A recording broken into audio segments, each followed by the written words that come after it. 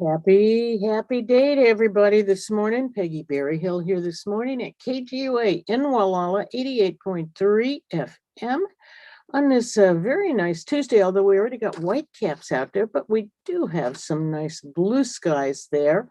I think it's supposed to be warming up a little bit, but the wind is still, it's out there. So it's that time of year, changing from into spring before we go into summer, see what happens. I don't know. Nothing is exactly the same anymore.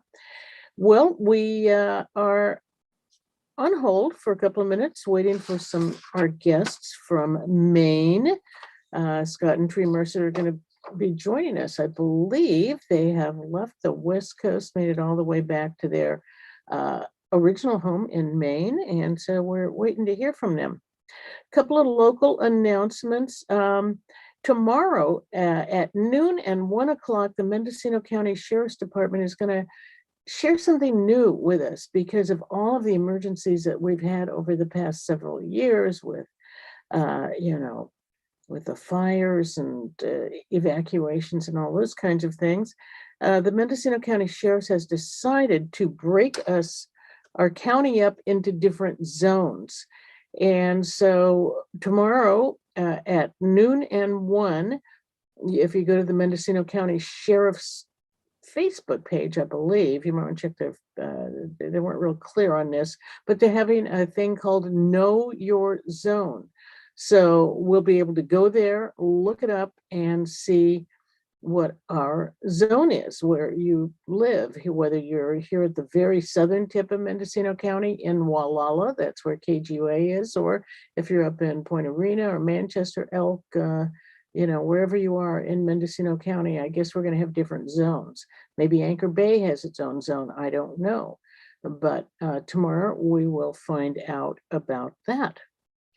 On this coming Saturday, the 22nd, from 1 to 5 at Think Visual Art Gallery on Main Street in Point Arena, there will be 2 artists showing, and the title of this art opening is called Journey to the Center, and they will be sharing mandalas and pottery.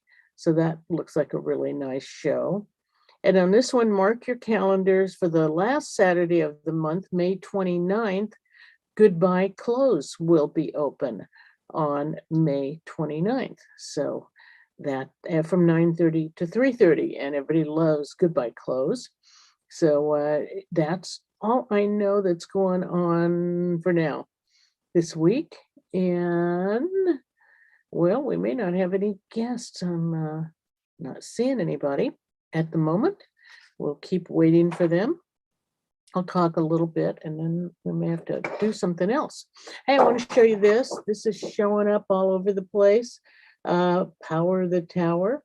And this is part of KGUA's fund drive that is going on basically now, but we're having a big day on Friday. Leanne Lindsay and I will be here together, along with a lot of other people in our community who are stepping up, asking you to help, frankly, keep KGUA going through the end of the year. This COVID year has affected every business you can think of, and especially nonprofits, and those nonprofits are many of us in our community, in all communities. But Power the Tower, this thing that kind of looks like a to me an oil derrick, but it's a radio tower with lightning rods coming out of it. That would be the KGUA tower, of course. And so we're asking you to help keep us going. Actually, that tower itself is one of our largest expenses because, you know, a nonprofit business is just simply a business. And we have allegedly some tax breaks, but not that many, you'd be surprised. But, you know, we're still a small business and we have to keep our lights on and pay our rent, keep our equipment maintained. And the symbol of this tower is one of the most expensive things, the amount of energy it takes to keep us going and delivering messages to you. So you don't have to wait till Friday, but Friday, Leanne and I are going to be here and all day. We're going to have special guests. We're going to have local guests helping us out. And we thank everybody who's been, and Paula Smith for making this Power of the Tower sign and taking it all over, and people are getting their pictures taken with it. We've seen Julia Lark, Tempera Board. Oh my gosh, the names, so many people are showing up on Facebook holding this sign. You never know, you might be one of them too, but you can help us out. And already, and we also have information on our Facebook page as well, of how the KGUA Facebook page you can donate there. So already we're ahead. It takes us a minimum of $40,000 a year to keep this station running. And it comes primarily from donations. Absolutely true. We don't get paid anything. And that probably sounds crazy, but that's what it takes to keep a community radio station going. So you can go to Facebook, where Leanne Lindsay has donated $1,000 as a match. So if you know, she will match $1,000, and we're pretty close to that now, or maybe a little. I think we're pretty close on Facebook. We got some wonderful donations in yesterday on PayPal, and I want to thank and some checks. You know, no amount is too small, and of course too large. And we want to thank everyone who has been reaching out and helping us. The Semigrants, Carol Carr, boy, who are all the names of everybody who has been reaching out and donating? As I say, no donation is too small, too large, helping us get to as close to that goal, at least.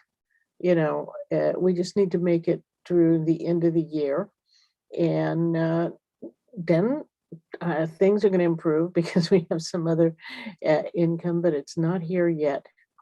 Well, doggone it, it doesn't look like our friends Scott and Tree are joining us, and not sure what's happening there. Maybe something, they had to do something else this morning in Maine. So I'm going to have to punt here, and I don't have a guest. We do have some other interesting guests coming up later this week and in the coming weeks. And we have Mendocino County Health coming up, I think, tomorrow. I don't know who Leanne's guests are. And Friday, I know, it's a long list of guests that's going to be here with us. We also have some, you know, people are always writing to us with interesting projects. We have a man who has developed something particularly for teachers during this time of COVID, and he developed something called Podsy, and it's a way of helping teachers create better projects and for students to be able to participate. So we're going to learn about that in the coming days. Oh, who else is coming up? Oh, Jeannie Jackson. I believe this Thursday is Jeannie Jackson, the one and only Jeannie Jackson, of course, and a lot more as time goes on. So, well, I'm gonna find something to uh, play for you. We're not gonna watch the studio on YouTube. I'm gonna turn off YouTube. And by the way, I want to thank you for all the kind comments we're getting. People are enjoying watching radio with pictures, watching us on YouTube. So just, got a nice response from a listener the other day. I was over at Dennis's at the Village Cobblery, and had a lot of fun with one of someone who clearly listens to us pretty regularly. Oh, and by the way, a big shout out to everybody who's been giving me information on that photo I showed you of that big hole across the street that some people say is a wood rat hole. Just showed up. They did a whole bunch of clearing here across the street at Cypress Village of all these trees. And so I suppose that may be where that creature came from. I don't know if it's a wood rat or not. And it's just kind of an odd place to build a home on what I'm calling a busy intersection. If you live in a city, it's not that kind of an intersection. It's not that busy, but for here it's a busy intersection. And if I were an animal, I wouldn't put my home there. Okay. Wow. Well, I guess you're gonna have to watch me as I